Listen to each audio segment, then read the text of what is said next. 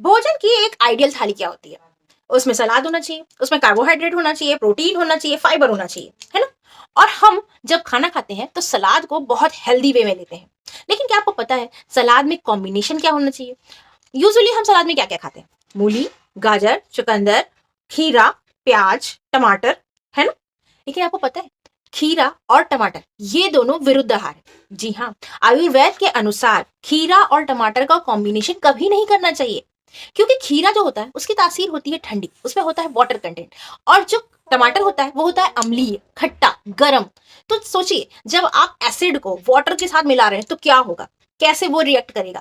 तो जब ये ठंडी और गर्म चीज मिलेगी तो आप बताइए डाइजेशन कैसे होगा? डाइजेशन बहुत ज्यादा इफेक्टेड हो जाता है और अच्छे तरीके से नहीं होता। और जब डाइजेशन अच्छे तरीके से नहीं होता तो आयुर्वेद के अनुसार जब डाइजेशन में कोई प्रॉब्लम आती है तो बॉडी में बनते हैं विषाक्त पदार्थ जिसको बोलते हैं आम। यानी कि ऐसे पदार्थ जो डाइजेशन प्रॉपर ना होने की वजह से बन रहे हैं। और ये कॉम्बिनेशन आपने खुद बनाया है। और ये कॉम्बिनेशन बनाने की वजह से आपकी बॉडी में अलग अलग तरह के टॉक्सिन बन रहे हैं जिसका बहुत बुरा असर पड़ेगा। और आपको क्या लग रहा है कि मैं तो बहुत हेल्दी खाता हूँ, मैं तो सिर्फ सलाद रोटी ही खाता हूँ। बहुत सारे लोग गर्मियों में सिर्फ सलाद रोटी खाते हैं और बहुत खुश रहते हैं, वाह भाई मेरा तो बहुत सात्विक भोजन है। लेकिन उसके साथ आपको ये भी ध्यान देना पड़ेगा कि उस सात्विक भोजन का कॉम्बिनेशन कैसा है। और ये जो खीरा और टमाटर का कॉम्बिनेशन है ना, ये आपके वात, पित्त और कफ यानी कि ये 3 दोषों को भी डिस्टर्ब कर देता है। कैसे? क्योंकि खीरा होता है ठंडा तो ये बढ़ाता है आपके कफ के दोष को। और टमाटर होता है गर्म तो ये बढ़ाता है पित्त के दोष को। यानी कि खीरा इफेक्ट करता है कफ को और टमाटर करता है पित्त को। और ये दोनों जब मिलते हैं तो ये सारा संतुलन बिगड़ जाता है। इसलिए हमारे ये जो त्रिदोष है ना, ये भी इस बैड कॉम्बिनेशन से डिस्टर्ब हो जाते हैं। और सिर्फ सलाद की ही बात क्यों करें, हमें खाने में पसंद होता है घी, दही, ये सारी चीजें भी। तो जो घी होता है और दही होता है ये भी विरुद्ध आहार है। आपने लगाया रोटी पे घी और मस्त दही के रायते के साथ खा रहे हैं। ऐसा होता है ना, खाने के साथ आप रोटी में घी लगा के भी खा रहे हैं और रायता भी खा रहे हैं। तो ये दोनों कॉम्बिनेशन भी गलत है। अब आप समझ पा रहे होंगे कि जो दही होता है उसकी तासीर ठंडी होती है। वो किसको बढ़ाएगा? वो कफ के दोष को बढ़ाएगा। घी का नेचर गर्म होता है। तो अब बताइए दही का नेचर ठंडा और घी का नेचर गर्म। और जो गर्म होता है वो हमारे पित्त को इंक्रीज करता है और जो ठंडा होता है वो कफ को। अगेन वही कॉम्बिनेशन हो गया। यानी कि दोनों अलग अलग काम कर रहे हैं, दोनों अलग अलग दोष को एक साथ सेटिस्फाई कर रहे हैं। और जब ये एक साथ कई सारी चीजें मिक्स हो जाती हैं तो वो गड़बड़ हो जाती है और अगेन आपकी बॉडी में विषाक्त पदार्थ बनने लगते हैं। यानी कि आपने खाना खाया था अपनी बॉडी को हेल्दी करने के लिए, बजाय इसके आप खुद अपनी बॉडी में टॉक्सिन बना रहे हैं ताकि आप बीमार पड़े।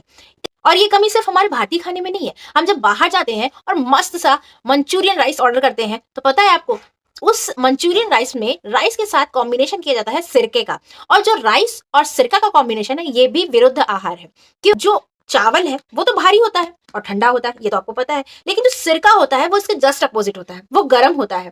तो जो सिरका है वो गर्म है और चावल है वो ठंडा है। तो ठंडा गर्म मिलके कैसा डाइजेशन होगा भाई? वो तो गड़बड़ हो जाएगा। और जब डाइजेशन पूरी तरह से गड़बड़ हो जाता है वो एक दूसरे को जो उनके खुद के गुण हैं वो भी आपको बेनिफिट नहीं दे पाते हैं। जब आप मंचूरियन राइस के चटकारे लीजिए ना तो आप समझ जाइए कि अब पेट में बहुत भयानक गड़बड़ होने वाली है आपके इस जबान के चटकारे की वजह से।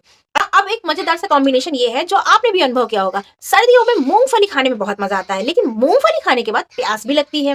तो जब आप मूंगफली खाने के बाद पानी पी लेते हैं ना, तब वहां से हो जाती है गड़बड़।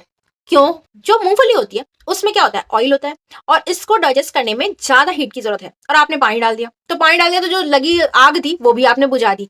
तो इसलिए अगर ठंडियों में मूंगफली एंजॉय कर रहे हैं, थोड़ी सी खरास लग रही है, पानी पीने का मन कर रहा है, तो थोड़ा सा गुनगुना पानी पी लीजिए। इससे आपकी चुल्ली भी शांत हो जाएगी और मूंगफली के डाइजेशन पे भी असर नहीं होगा। और आपने जो मूंगफली खाई है फायदे के लिए, वो आपको फायदा ही करेगी, नुकसान नहीं करेगी। इस तरह से हमने तो ये जान लिया कि कुछ ऐसी चीजें हैं जो हम जाने अनजाने खा लेते हैं और उसका हमारे ऊपर विपरीत असर पड़ता है। तो हम कर क्या सकते हैं? जैसे हमें दही भी खाना चाहिए, घी भी खाना चाहिए, खीरा भी खाना चाहिए, टमाटर भी खाना चाहिए, ये सारी चीजें खानी चाहिए। तो अब इसके साथ हम कुछ सुधार कर सकते हैं। जैसे घी को हमें डिनर में यूज करना चाहिए और दही को दिन में यूज करना चाहिए, क्योंकि दही होता है ठंडा। तो इसलिए अगर हम उसे लंच में लेते हैं या ब्रेकफास्ट में ले लेते हैं तो वो ऐसा कोई दिक्कत नहीं करेगा। और घी को हम अपने रात के खाने में ले सकते हैं। तो इस तरह से इनका कॉम्बिनेशन करने से हमें दोनों का फायदा भी मिल जाएगा और विरुद्ध आहार वाली प्रॉब्लम भी सॉल्व हो जाएगी। रही खीरा और टमाटर की बात, तो आप अपने जब सलाद खाते हैं तो उस टाइम पे किसी एक को चूज कर लीजिए। खीरा तो आप यूं ही खा सकते हैं, एज अ फ्रूट खा सकते हैं। और टमाटर को भी आप स्नैक्स के तौर पे शाम को खा सकते हैं। काली नमक और हल्का सा काला मिर्च डाल दीजिए, वो भी बहुत अच्छा स्नैक के तौर पे खा सकते हैं। देखो, रही राइस और विनेगर की बात, तो राइस और विनेगर सिर्फ राइस और विनेगर तक ही सीमित नहीं है। आप जब कहीं रेस्टोरेंट में जाते हैं तो आपको जो सैलेड मिलता है, जो प्याज मिलती है, अमूमन उसमें भी विनेगर ही रहता है, वो विनेगर में डिप रहती है और फिर आप उसको खाने के साथ खाते हैं, वो भी अच्छा कॉम्बिनेशन नहीं होता। तो इसको ध्यान दीजिए कि विनेगर जब आप खाइए तो उसको ऐसी चीज़ों के साथ जिसकी तासीर ठंडी है, उनके साथ उसका कॉम्बिनेशन ना बने। तो इससे थोड़ा-सा ध्यान देकर खाइए। बस इस चीज़ के पीछे ना भागिए कि सलाद खाना है तो कुछ भी खाना है और फ्रूट्स खाना है तो कुछ भी खा लेना है या दूध पीना है तो कैसे भी पी लेना है। इस पे मैंने एक शॉर्ट भी डाला है, आप उसे देख सकते हैं कि दूध को सही तरीके से कैसे पीना चाहिए। बाकी अगर जानकारी पसंद आई हो तो दूसरों के साथ शेयर भी कीजिएगा। मिलते हैं नेक्स्ट वीडियो।